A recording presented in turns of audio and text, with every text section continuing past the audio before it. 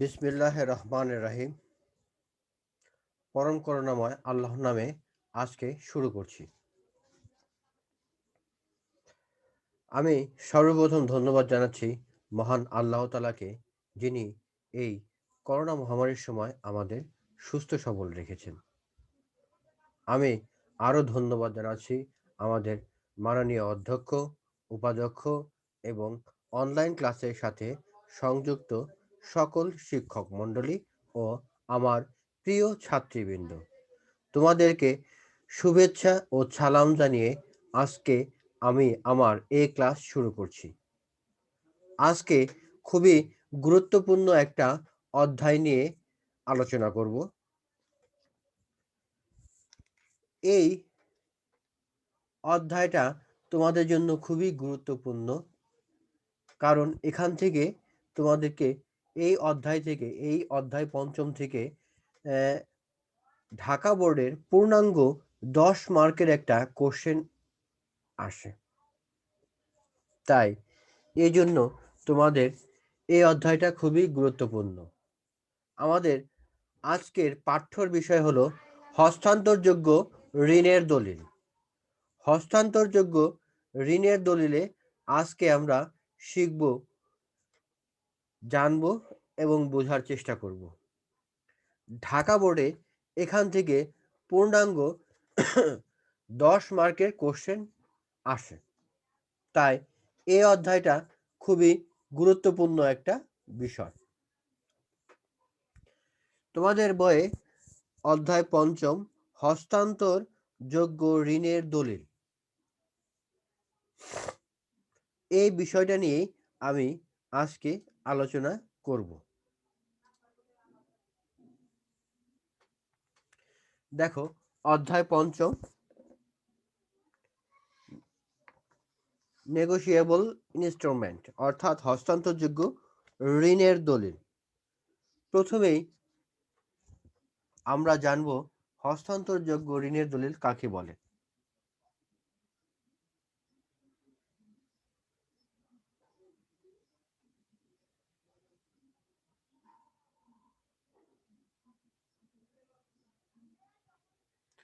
দেখো, হস্তান্তরযোগ্য ঋণের দলিল পঞ্চম অধ্যায়, এই সম্পর্কে আমরা পড়ব।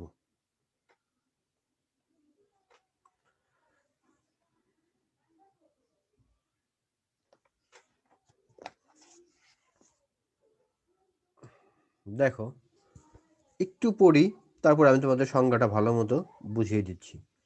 দেখো, মিস্টার ভৌমিকের নিকট থেকে 5 লক্ষ টাকার মালামাল বাকিতে ক্রয় করে তাকে একটি ঋণপত্র লিখে দিল। এতে 2 মাস পর অর্থ পরিশোধের প্রতিশ্রুতি দেওয়া হয়েছে। এটি একটি ঋণের দলিল। এই দলিল প্রাপ্তির সুবাদে মিস্টার ভৌমিক অর্থ প্রাপ্তির বিষয়ে নিশ্চিত হয়েছেন। যদি মিস্টার মনিরুল প্রতিশ্রুতি পালন না করে, তবে এই দলিল ব্যবহার করে ভৌমিক অর্থ আদায়ের আইনগত ব্যবস্থা নিতে পারবে।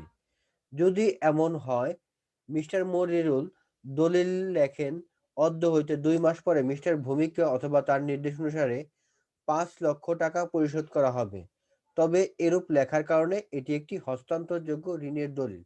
অর্থাৎ এটুক থেকে আমরা বুঝতে পারতেছি যে এখানে এই হস্তান্তরযোগ্য ঋণের দলিলটা হলো এক হাত থেকে অন্য হাতে যখন এই দলিলটা হস্তান্তর হবে। অর্থাৎ দেখো, যথানিয়মে এক হাত থেকে অন্য হাত হস্তান্তরের মাধ্যমে যে দলিল আহ, স্থানান্তর স্থানান্তর গৃহীতা এর বৈধ মালিকানা বা সত্ত্ব লাভ করে তাকে হস্তান্তরযোগ্য ঋণের দলিল বলে। অর্থাৎ নিয়ম নীতি মেনে এক হাত থেকে অন্য হাতে এই দলিল হস্তান্তর প্রক্রিয়াটাই হলো হস্তান্তরযোগ্য ঋণের দলিল। দেখো, বাংলাদেশে বহাল 1881 সালের হস্তান্তরযোগ্য ঋণের আইনে 13-1 ধারায় বলা হয়েছে যে, প্রাপকের নির্দেশ মতো কোনো ব্যক্তিকে অথবা বাহককে প্রদীয় অঙ্গীকারপত্র, বিনিময় বিল ও চেককে হস্তান্তরযোগ্য দলিল বলে। একটু ভালো করে দেখো, 81 সালের যে হস্তান্তরযোগ্য ঋণের দলিলের আইনটা আছে 13-1, ধারায় বলা হয়েছে যে প্রাপকের নির্দেশ মতো কোনো ব্যক্তিকে অথবা বাহককে প্রদেয় প্রতিশ্রুতি দেয় যে সে প্রাপককে তার নির্দেশ অনুসারে কোনো দেখো অর্থাৎ অঙ্গীকারপত্র, বিনিময় বিল ও চেককে হস্তান্তরযোগ্য ঋণের দলিল বলে। আমরা এই সংজ্ঞাটা একটু ভালো মতো বলতে পারি যে যথানিয়মে এক হাত থেকে অন্য হাতে হস্তান্তরের মাধ্যমে যে দলিল হস্তান্তর গৃহীতা এর বৈধ মালিকানা সত্ত্ব লাভ করে তাকে হস্তান্তরযোগ্য ঋণের দলিল বলে। এটা কোশ্চেনটা খুবই কমন, 1 মার্কের জন্য। হস্তান্তরযোগ্য ঋণের দলিল বলতে কি বুঝো? তোমরা অবশ্যই এই সংজ্ঞাটা ভালো করে মুখস্থ করবা।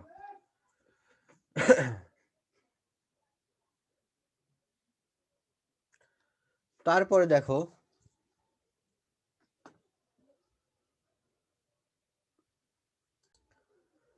তো আমরা এখন হস্তান্তরযোগ্য ঋণের দলিলের বৈশিষ্ট্য সম্পর্কে একটু দেখি।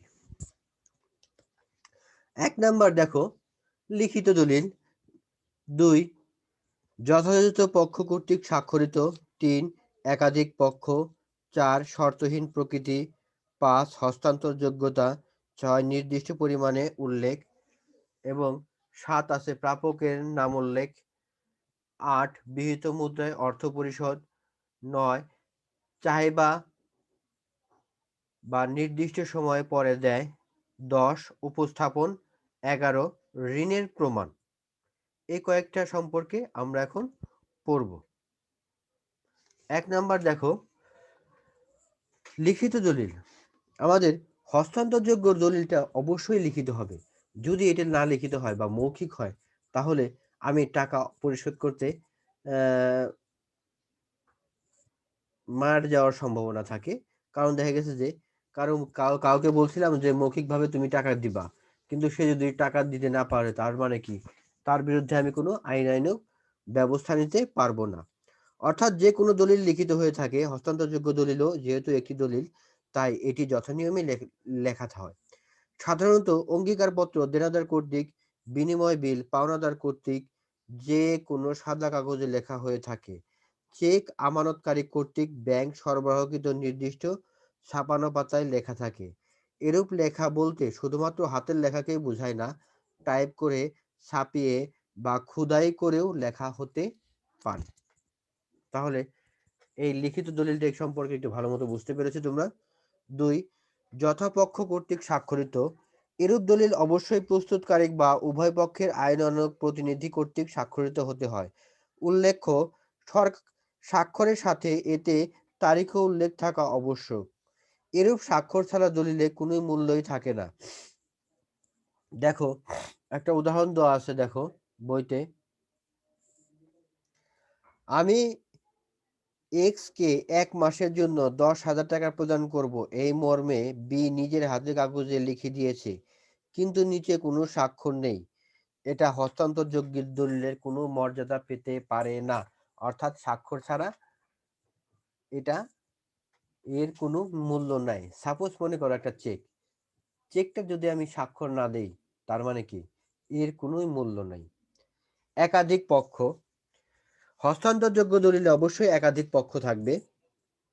সাধারণত দেনা পরিশোধের জন্য এরূপ দলিল লেখা হলেও স্বাভাবিকভাবে এর এক পক্ষ থাকে পাওনাদার ও অপর পক্ষ থাকে দেনাদার। অঙ্গীকার পদে সাধারণত 2টি পক্ষ থাকে, অঙ্গীকারদাতা ও অঙ্গীকার গৃহীতা।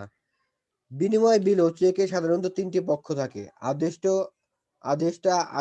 প্রাপক। আদিষ্ট প্রাপক এই 3টা পক্ষই এই বিনিময়ে বিলে লেখা থাকে।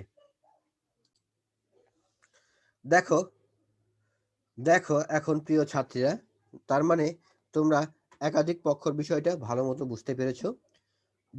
4 নম্বরে আছে শর্তহীন প্রকৃতি। অর্থাৎ হস্তান্তরযোগ্য ঋণের দলিল আরেকটি গুরুত্বপূর্ণ বৈশিষ্ট্য হলো এটি শর্তহীন প্রকৃতির হয়ে থাকে। অঙ্গীকারপত্র অঙ্গীকারদাতা অর্থ প্রদানের শর্তহীন অঙ্গীকার প্রদান করে। বিনিময়ে বিলে আদিষ্টকে অর্থ প্রদানের শর্তহীন নির্দেশ দেয়। চেকের ক্ষেত্রে আমানতকারী ব্যাংককে চাহিদামাত্র অর্থ প্রদানের শর্তহীন নির্দেশ দিয়ে থাকে। অঙ্গীকারপত্র যদি লেখা থাকে মাল বিক্রয় সাপেক্ষে ১ মাসের মধ্যে ১০,০০০ টাকা প্রদানে বাধ্য থাকিব, তবে শর্তযুক্ত হয় তা হস্তান্তরযোগ্য দলিল বলে বিবেচিত হবে না। অর্থাৎ কোনো প্রকার শর্তযুক্ত থাকলেই সেটা হস্তান্তরযোগ্য হবে না। তার মানে এই বিনিময় বিলটা সম্পূর্ণ শর্তহীন। ৫ নাম্বার দেখো, হস্তান্তরযোগ্যতা।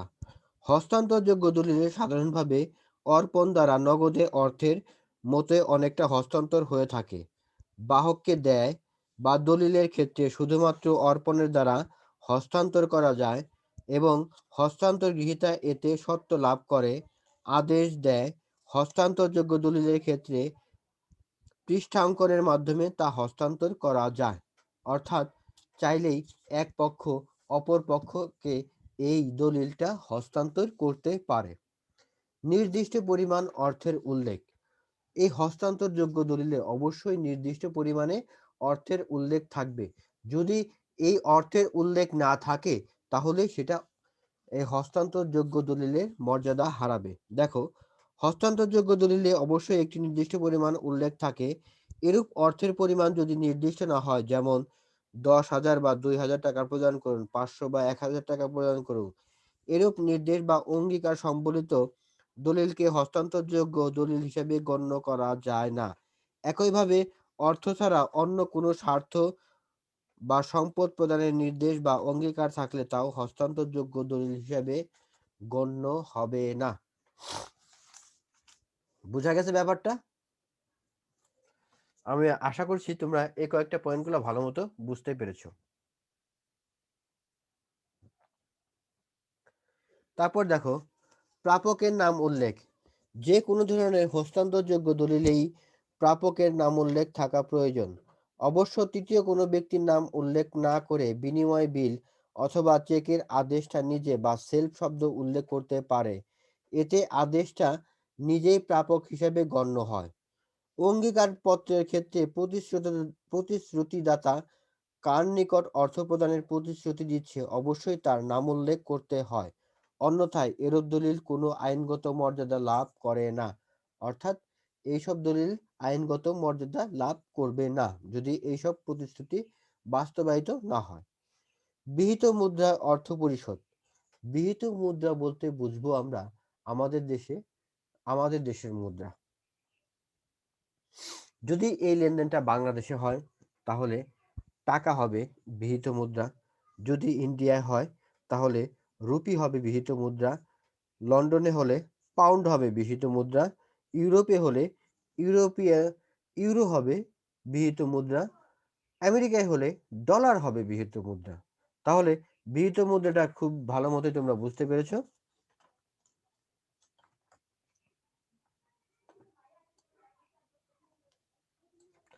দেখো, হস্তান্তরযোগ্য দলিলে আরেকটি গুরুত্বপূর্ণ বৈশিষ্ট্য হলো দেশের অভ্যন্তরে এর অর্থ বিহিত মুদ্রায় পরিশোধ করতে হয়। বিহিত মুদ্রা বলতে সরকারি নোট ১ টাকা, ২ টাকা ও ৫ টাকা ও ব্যাংক নোট ১০, ২০, ৫০ টাকা, ১০০ টাকা, ২০০ টাকা, ৫০০ টাকা, ১,০০০ টাকা নোটকে বোঝায়। এর বাইরে কোনো অর্থ গ্রহণের এর প্রাপক বা ধারককে বাধ্য করা যাবে না। অর্থাৎ এই দেশীয় টাকা ছাড়া আমি যদি ডলারে পরিশোধ করি তাহলে এটা হবে না। আমাকে টাকায় পরিশোধ করতে হবে।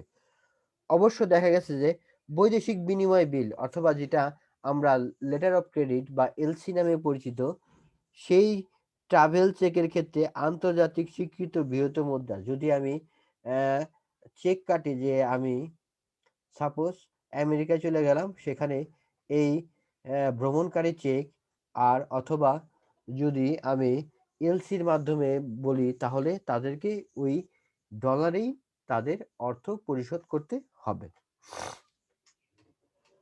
চাহিদা মাত্র বা নির্দিষ্ট সময় পরে দেয়। দেখো, হস্তান্তরযোগ্য দলিলে নির্দিষ্ট সময় পরে বা চাহিদা মাত্র পরিশোধে বাধ্য থাকে। বিনিময় বিল ও অঙ্গীকারপত্র সাধারণত নির্দিষ্ট সময় পরে প্রদেয় হয় এবং দলিল তার দলিলে তার সুস্পষ্ট উল্লেখ থাকে। উভয় দলিল চাহিবামাত্র পরিশোধযোগ্য হতেও পারে। চেক চাহিবামাত্র পরিশোধযোগ্য একটি দলিল। সবকিছু ঠিক থাকলে এবং যথাভাবে উপস্থাপন করা হলে ব্যাংক চাহিবামাত্র চেকের পরিশোধে অর্থ বাধ্য থাকে। অর্থাৎ চাইলেই চেকের মাধ্যমে সহজেই এই অর্থ উত্তোলন করা যাবে। উপস্থাপন দেখো, কোনো ধরনের হস্তান্তরযোগ্য দলিলের ক্ষেত্রে এর অর্থ আদায়ের জন্য ধারককে এর উপস্থাপন করার প্রয়োজন পড়ে। মেয়াদি বিনিময় বিল এবং আদেষ্ট বরাবর এর স্বীকৃতির জন্য এবং মেয়াদান্তে পরিশোধের জন্য উপস্থাপন করতে হয়। চেক অর্থ সংগ্রহের জন্য এর প্রাপক বা ধারককে ব্যাংকের নিকট উপস্থাপনের প্রয়োজন পড়ে। অঙ্গীকার ক্ষেত্রে মেয়াদান্তে যুক্তি সঙ্গত সময়ে তা প্রতিশ্রুতি তার নিকট উপস্থাপন করতে হয়। তার মানে তোমরা ভালো মতো ভাবেই এই উপস্থাপনটা বুঝতে পেরেছো। ঋণের প্রমাণ দেখো, সকল প্রকার হস্তান্তরযোগ্য দলিলই ঋণ প্রমাণ হিসেবে আদালতে গৃহীত হয়। তার মানে দেখো, অঙ্গীকারপত্রে প্রতিশ্রুতিদাতা এবং প্রতিশ্রুতি গ্রহীতা ও এর পরবর্তী পক্ষসমূহের নিকট বিনিময় বিলের ক্ষেত্রে আদিষ্ট বা স্বীকৃতিদানকারী আদেষ্টা বা পরবর্তীতে সকল পক্ষের নিকট চেকের ক্ষেত্রে প্রস্তুতকারী এবং হস্তান্তরকারী অন্যের নিকট দায়ী হয়। এছাড়া এরূপ দলিলে হস্তান্তরকারী হস্তান্তর গ্রহীতার নিকট দায়বদ্ধ হয়ে থাকে। তার মানে এই সম্পর্কে যে বিস্তারিত এই বৈশিষ্ট্যসমূহ আমি বর্ণনা করলাম, তার মানে তোমরা ভালো মতো ভাবেই এই বৈশিষ্ট্যসমূহ ভালো মতোই বুঝতে পেরেছ।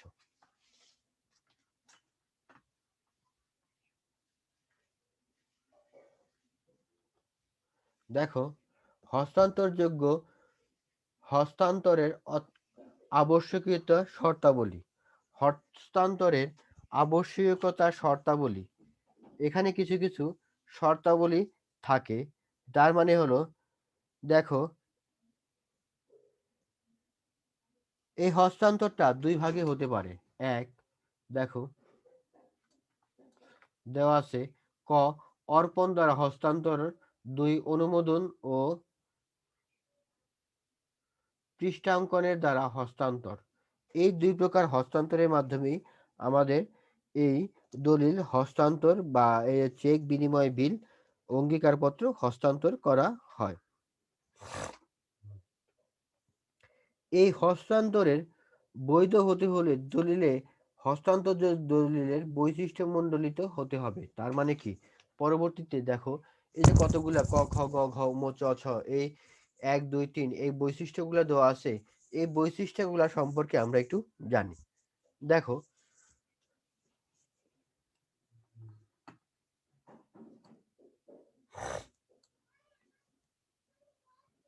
এক নাম্বারটা দেখো, এটা হলো হস্তান্তরযোগ্য আবশ্যকীয় শর্তাবলীর শর্তাবলী।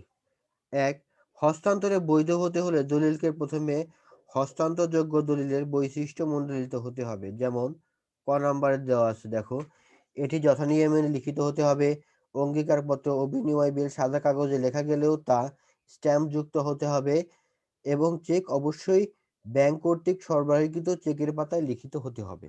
তার মানে কি, এই প্রত্যেকটা দিকে এই বৈশিষ্ট্য থাকা বাঞ্ছনীয়। এরূপ দলিল অবশ্যই এর লেখকের উপযুক্ত স্বাক্ষর থাকতে হবে। বিনিময় বিলের ক্ষেত্রে এতে দেনাদার ও আদিষ্ট স্বীকৃতিযোগ্য স্বাক্ষর থাকা আবশ্যক। এরূপ দলিলে অবশ্যই শর্তহীন প্রকৃতির হতে হবে। শর্তযুক্ত করে লেখা দলিল কখনোই হস্তান্তরযুক্ত দলিলের মর্যাদা পায় না। ঘ, এরূপ দলিলে অবশ্যই নির্দিষ্ট পরিমাণের কথা উল্লেখ থাকবে। যেগুলো আমি বৈশিষ্ট্যের ভিতরে বলে এলাম, ঠিক এগুলো কিন্তু ঠিক একই। তারপর দেখো ২ নম্বর, হস্তান্তরের ক্ষেত্রে অর্পণ একটি অপরিহার্য শর্ত। প্রকৃত বা কার্যকরভাবে যেভাবেই ঘটুক, অর্পণ না হলে হস্তান্তর কার্যকর হয় না। কেউ যথাযথভাবে পৃষ্ঠাঙ্কন করে তা নিজের কাছে রেখে দিলে হস্তান্তর হয়নি বলে ধরা হয়। ৩.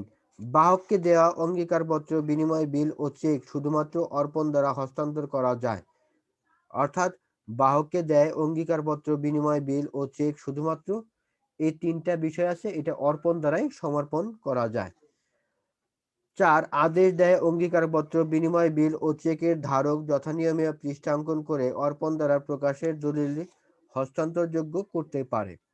5 হস্তান্তরযোগ্য দলিলের শর্তহীন প্রকৃতি হলেও আদেশ দেয় দলিলের ক্ষেত্রে এরূপ পৃষ্ঠা অঙ্কন বা শর্তযুক্ত বা আংশিক হতে পারে।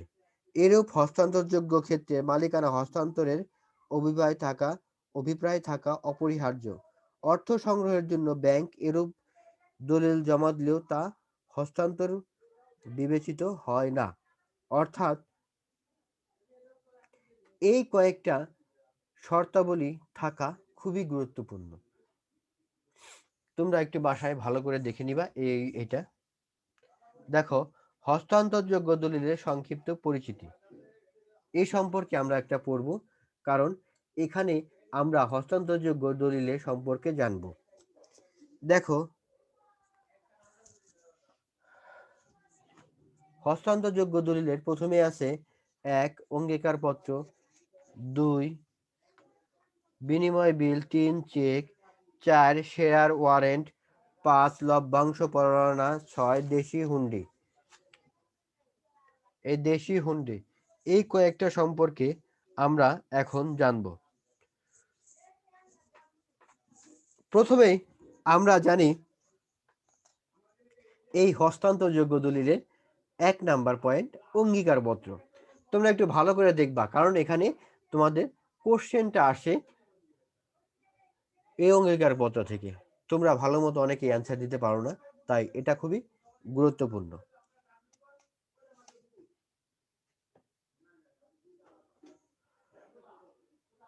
1 অঙ্গীকারপত্র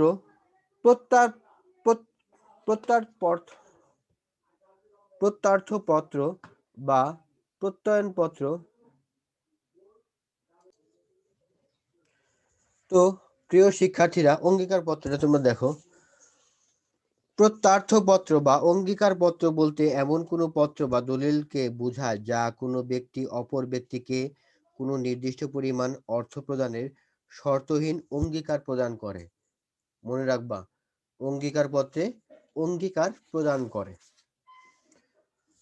1881 সালের হস্তান্তরযোগ্য দলিলের আইনের 4 ধারায় বর্ণিত আছে যে কোনো নির্দিষ্ট ব্যক্তি কর্তৃক স্বাক্ষরিত কোনো লিখিত দলিল ব্যাংক নোট বা সরকারি নোট নয়।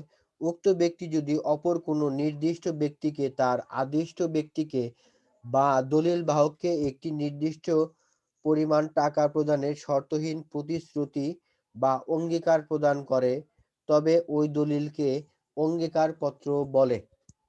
তার মানে এই অঙ্গীকারপত্র কাকে বলে বোঝা গেল?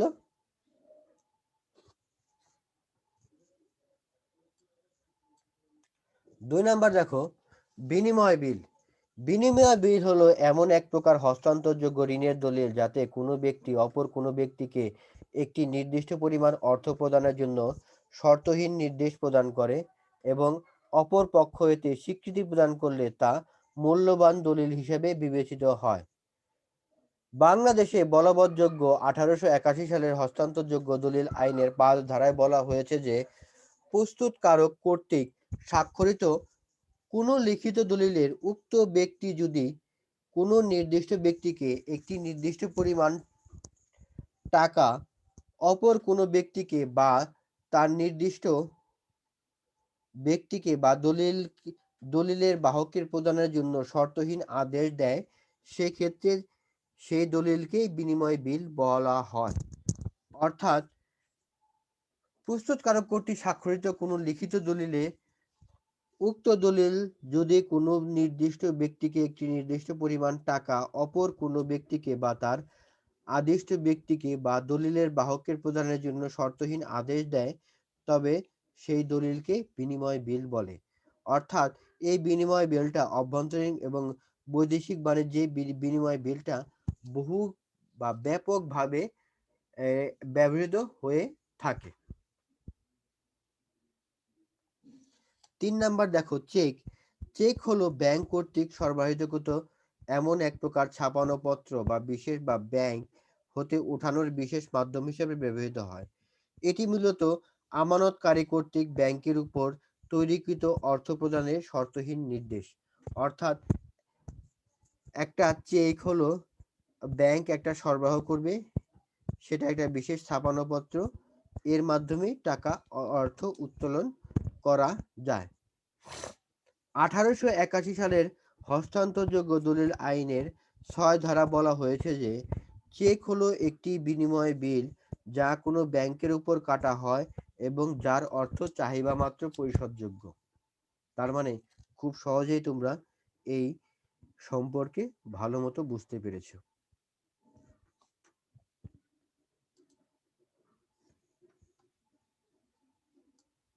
দেখো, নতুন একটা জিনিস বুঝাই, শেয়ার ওয়ারেন্ট। অনেকেই কিন্তু একটা বুঝে না, কোশ্চেনে আসতে পারে শেয়ার ওয়ারেন্ট কি। দেখো, পাবলিক লিমিটেড কোম্পানি শেয়ারের পূর্ণ মূল্য এর গৃহীতা কর্তৃক পরিশোধ করা হলে প্রমাণ হিসেবে কোম্পানি শেয়ার গৃহীতাকে যে প্রামাণ্য দলিল প্রদান করে তাকে শেয়ার ওয়ারেন্ট বলে। এতে শেয়ারের মালিকের নাম লেখা থাকে না, শুধুমাত্র শেয়ারের নামিক মূল্য বা শেয়ারের ক্রমিক নাম উল্লেখ থাকে। এটা শুধুমাত্র অর্পণ দ্বারা হস্তান্তর করা যায় এবং এর বাহককেই সংশ্লিষ্ট শেয়ারের মালিক হিসেবে গণ্য করা হয়। অর্থাৎ পাবলিক লিমিটেড কোম্পানি শেয়ারের পূর্ব মূল্য এর গৃহীতা কর্তৃক পরিশোধ করা হলে প্রমাণ হিসাবে কোম্পানির শেয়ার গৃহীতাকে যে প্রামাণ্য দলিলটা দেয় সেটাই হলো শেয়ার ওয়ারেন্ট। ৫ নাম্বার দেখো, লভ্যাংশ পরোয়ানা। লভ্যাংশ ঘোষণার পর তা ব্যাংক হতে সংগ্রহের জন্য কোম্পানি শেয়ার মালিকদের যে প্রমাণপত্র প্রদান করে তাকে লভ্যাংশ পরোয়ানা বলে। এতে প্রাপ্ত মোট লভ্যাংশের পরিমাণ লেখা থাকে, যা ব্যাংকে জমা দিয়ে শেয়ারের মালিক অর্থ সংগ্রহ করে নিতে পারে। এরূপ দলিল দাগ কাটা না হলে বা যথানিয়মে অন্যের নিকট হস্তান্তর করা যায়, এই হস্তান্তর গৃহীতা এর অর্থ সংগ্রহ করার অধিকারী হয়। অর্থাৎ এর একটা কাগজটা দিবে বা মালিকানা প্রমাণপত্র দিবে, সেটা দিয়েই আমি এই হস্তান্তরযোগ্য দলিল বা এই দলিলটা সংগ্রহ করতে পারবো। ৬ নাম্বার দেখো, দেশীয় হুন্ডি। দেশীয় হুন্ডি প্রস্তুতকারক কর্তৃক স্বাক্ষরিত স্থানীয় প্রথা বা ভাষায় লিখিত যে দলিলের মাধ্যমে কোনো নির্দিষ্ট ব্যক্তিকে বা তার আদেশ অনুসারে কোনো ব্যক্তিকে বা বাহককে একটি নির্দিষ্ট সময়ের পরে বা চাহিদা মাত্র নির্দিষ্ট পরিমাণ টাকার শর্তহীন নির্দেশ দেয় তাকে দেশীয় হুন্ডি বলে। এই উপমহাদেশে প্রাচীনকাল থেকে বিভিন্ন ধরনের হুন্ডির প্রচলন করা যায়। হুন্ডিটা বর্তমানে অবৈধ হলেও তাও ব্যবহৃত হচ্ছে অনেক ক্ষেত্রে। ১ নাম্বার দেখো, দর্শনীয় হুন্ডি। যে হুন্ডি যে হুন্ডির টাকা দর্শন মাত্র বা চাহিদা মাত্র পরিশোধ করতে হয় তাকে দর্শনীয় হুন্ডি বলে। এতে দেখো, এই হুন্ডি উপস্থাপন হওয়া মাত্রই এর অর্থ পরিশোধ করতে হয়। এতে চেক বা চাহিদা মাত্র দেয় বিনিময় বিলের বৈশিষ্ট্য পরিলক্ষিত হয়। মেয়াদি হুন্ডি।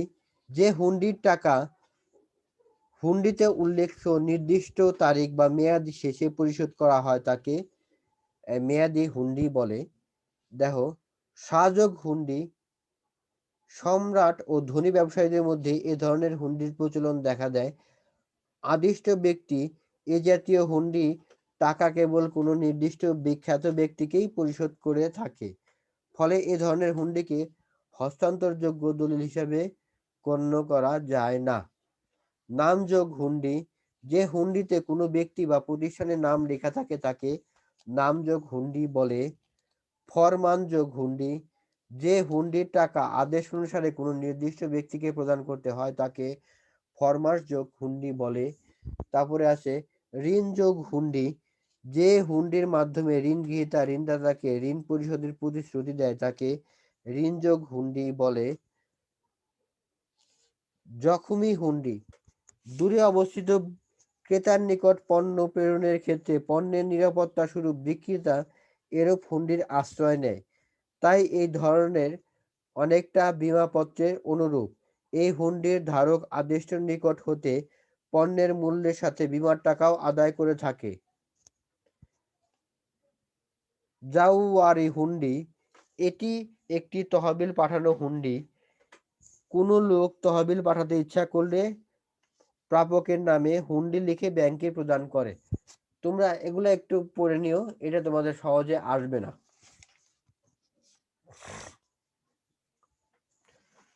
তার মানে আমরা এই হস্তান্তরযোগ্য ঋণের দলিল সম্পর্কে আমরা পড়লাম। এখন সবচেয়ে গুরুত্বপূর্ণ একটা অংশ আমরা পড়ব, সেটা হলো সরকারি নোট। সরকারি নোট বলতে আমরা সেই নোটকেই বোঝাবো যে নোটে অর্থাৎ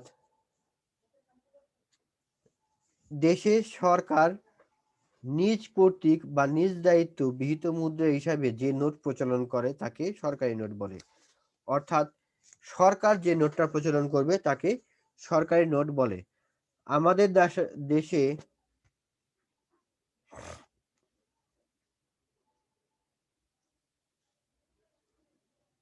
দেখো 1 টাকা, 2 টাকা ও 5 টাকা, 5 টাকা কিছু ব্যাংক নোটও আছে, সরকারি নোটও আছে। অর্থাৎ যে নোটের গায়ে সাধারণত অর্থ সচিবের স্বাক্ষর প্রদান করে সেই নোটকেই আমরা ব্যাংক নোট বলেই চিনব। দেখবা 1 টাকা, 2 টাকা এবং 5 টাকার ভেতরেই অর্থ সচিবের স্বাক্ষর থাকে, তখন তাকে আমরা সরকারি নোট বলবো। সরকারি নোটের কতগুলো বৈশিষ্ট্য আছে। 1. প্রচলনকারী কর্তৃক বা প্রচলনকারী কর্তৃপক্ষ এরূপ নোট সরাসরি দেশের সরকার কর্তৃক নিজ দায়িত্বে ছাপানো হয়ে থাকে। অর্থাৎ এতে সরকারের পক্ষে অর্থ মন্ত্রণালয়ের সচিব স্বাক্ষর করেন। অর্থাৎ এরূপ নোট সরকারি দেশের সরকার কর্তৃক, অর্থাৎ সরকার তার নিজের প্রয়োজনে এই নোট ছাপিয়ে থাকে। 2. আইনের স্বীকৃতি। সরকার কর্তৃক বিহিত মুদ্রা হিসাবে এরূপ নোট প্রচলিত হওয়ায় এর বৈধতা এর বৈধতা নিয়ে কখনোই প্রশ্ন ওঠে না, এর একটি আইনগত স্বীকৃতি আছে। রূপান্তর অযোগ্যতা। সরকার কর্তৃক বিহিত মুদ্রা হিসাবে এই নোট প্রচলিত হওয়ায় চাহিদা মাত্র এর গ্রাহককে ফেরত দিতে বাধ্য থাকিবে এমন প্রতিশ্রুতির প্রয়োজন পড়ে না। অর্থাৎ ব্যাংক নোটের মতো এই নোটগুলা হবে না। 4. গ্রহণের বাধ্যবাধকতা। দেশের জনগণ আইনসম্মতভাবে এরূপ নোট গ্রহণের বাধ্য থাকে, তবে একটি নির্দিষ্ট অঙ্কের অধিক সরকারি নোট গ্রহণের কেউ আপত্তি প্রদর্শন করতে পারে। সীমিত ধরন। সরকারি নোট সরকারের স্মারক বহনকারী নোট, তাই এই ধরন খুবই সীমিত হয়। বাংলাদেশে 1, 2 ও 5 টাকার নোট এরূপ হিসেবে প্রচলিত। সীমিত ব্যবহার। সাধারণত কম মূল্যবান এরূপ নোট ইস্যুর ক্ষেত্রে এর ব্যবহার সীমিত হয়ে থাকে। সব দেশের সরকার এই নোটের ব্যবহারকে মূলত উৎসাহিত প্রদান করে থাকে। অর্থাৎ আমাদের দেশে অন্য কোনো নোট যদি না থাকে বা প্রচলিত না হয়, ব্যাংক নোট একসময় বন্ধ হয়ে যেতে পারে, তখন এই সরকারি নোট চালাতে হবে।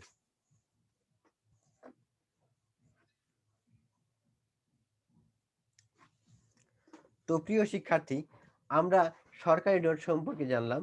এখন আমরা জানব ব্যাংক নোট।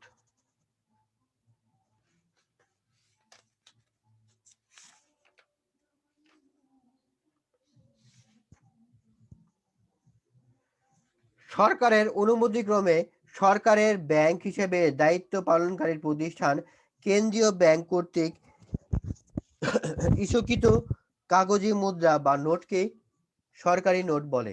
অর্থাৎ প্রত্যেকটা দেশের কেন্দ্রীয় ব্যাংক কর্তৃক পরিচালিত এবং দায়িত্বপ্রাপ্ত ব্যাংকে এই নোটের প্রচলনকারী। দেখো, সরকারের অনুমতিক্রমে এটার প্রচলন করা হয়। বাংলাদেশে 1 টাকা, 2 টাকা ও 5 টাকা নোট ব্যতীত সকল টাকাই ব্যাংক নোট। যেমন 10 টাকার ভিতরে দেখবা গভর্নরের স্বাক্ষর, এতে গভর্নর স্বাক্ষর করে থাকে এই ব্যাংক নোটে।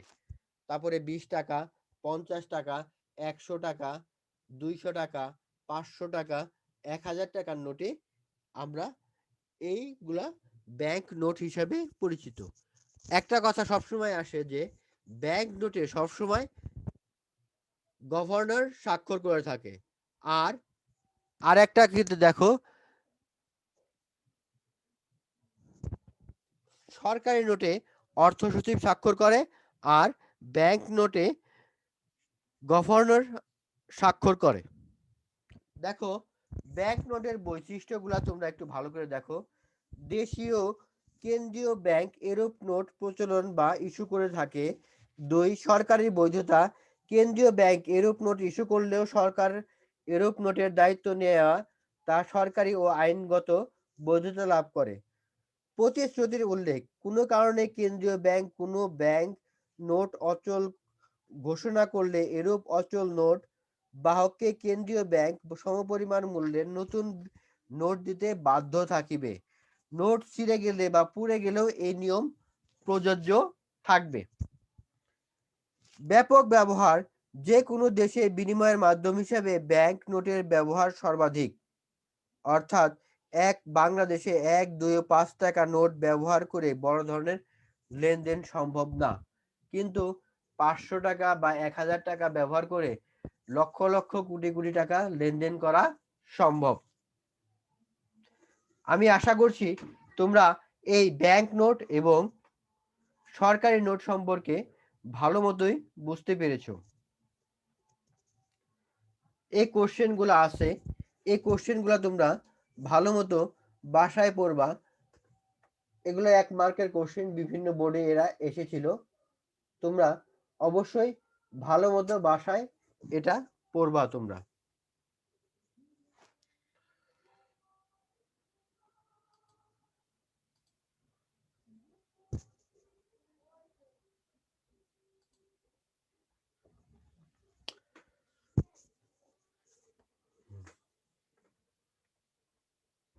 আমি আমার ক্লাস শেষ করার আগে আমি এই হস্তান্তরযোগ্য ঋণের দলিল সম্পর্কে তোমাদের আরেকটু বুঝাচ্ছি। হস্তান্তরযোগ্য ঋণের দলিল হলো এক হাত থেকে যথানিয়মে এক হাত থেকে অন্য হাতে হস্তান্তরের মাধ্যমে যে দলিলের হস্তান্তর গৃহীতা এর বৈধ মালিকানা বা সত্ত্ব লাভ করে তাকে হস্তান্তরযোগ্য ঋণের দলিল বলে। তারপরে হস্তান্তরযোগ্য ঋণের দলিলের বৈশিষ্ট্য। লিখিত, যথাযথ কর্তৃপক্ষ স্বাক্ষরিত। তোমরা অবশ্যই হস্তান্তরযোগ্য ঋণের দলিলের বৈশিষ্ট্য বাসায় ভালো মতো পড়বা। যদি কোনো বুঝতে অসুবিধা থাকে সেইগুলা আমার কাছে বলবা কমেন্টসের মাধ্যমে। তারপর আসে হস্তান্তরযোগ্য দলিলের পক্ষসমূহ বা বিভিন্ন সংক্ষিপ্ত পরিচিতি আছে। অঙ্গীকারপত্র, বিনিময় বিল, চেক, শেয়ার ওয়ারেন্ট, তারপরে লভ্যাংশ পরোয়ানা, দেশীয় হুন্ডি, এগুলো একটু বাসায় পড়বা।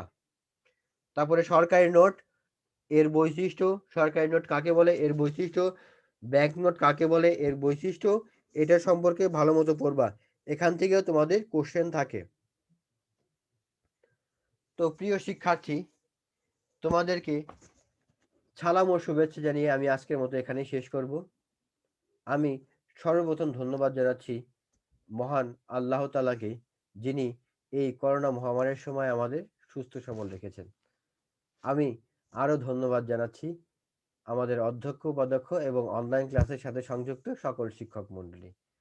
সকলকে প্রীতি ও শুভেচ্ছা জানিয়ে আমি আজকের মতো আমার এই ক্লাস এখানেই শেষ করছি। সবাই ভালো থাকবে, নিরাপদে থাকবে, সুস্থ থাকবে, এই দোয়াই আমি আল্লাহর কাছে করি। আমি তোমাদের জন্য অন্তঃস্থল থেকে আল্লাহর কাছে দোয়া করছি। তোমরাও আমার জন্য আল্লাহর কাছে দোয়া করবে। এই কামনায় আমি আজকের মতো আমার এই ক্লাস এখানেই শেষ করছি। সবাই ভালো থেকো, সুস্থ থেকো। আল্লাহ হাফেজ।